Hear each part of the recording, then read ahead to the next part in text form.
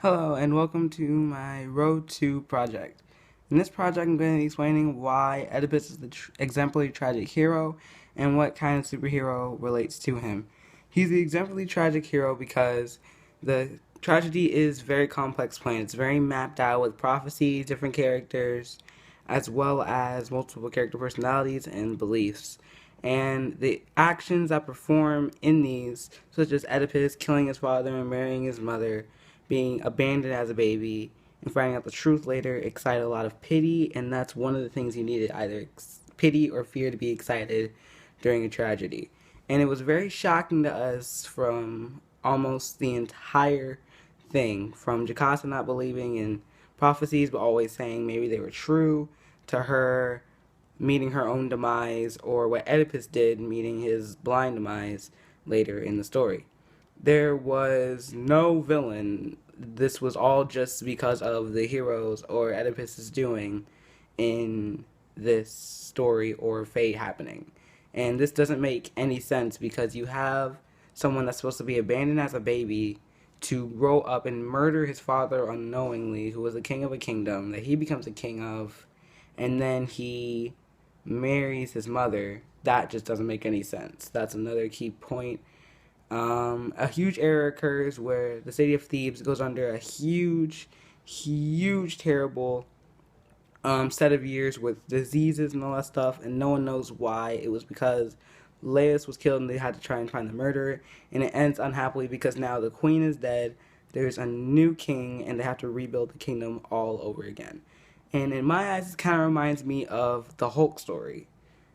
Kind of crazy, but if you think about it, the Hulk was planned out to be originally like a sort of depressing Bruce Banner, sort of a depressed doctor, gone through a really bad childhood, had his mom killed by his father, and this made us feel sorry for him from the very beginning.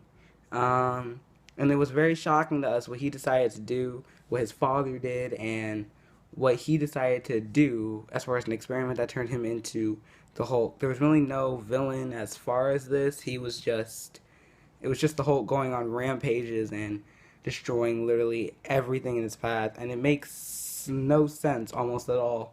A kid goes from his mother and father having arguments. His father kills his mother. He grows up, and then he goes into science, but then to deal with that, he goes into making himself basically this big green monster, and whenever he gets angry, he's all of a sudden goes into this big green monster. It makes no sense. The error occurred where whenever he would get angry, he would turn to the Hulk, and that was kind of weird because he really couldn't control himself till he calmed down.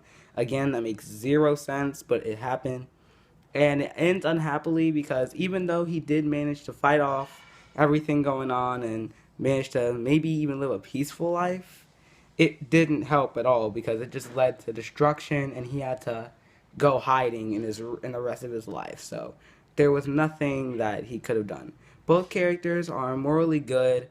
They usually never went from happy to unhappy. They usually stayed unhappy.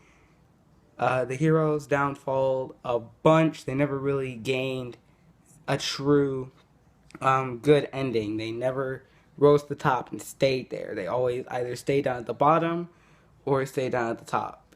And that's pretty much why Oedipus is the exemplary tragic hero, why Hulk could be an exemplary tragic hero, and also why they are both similar to each other as far as that. So, yeah, that's my Road to project. Thank you for watching.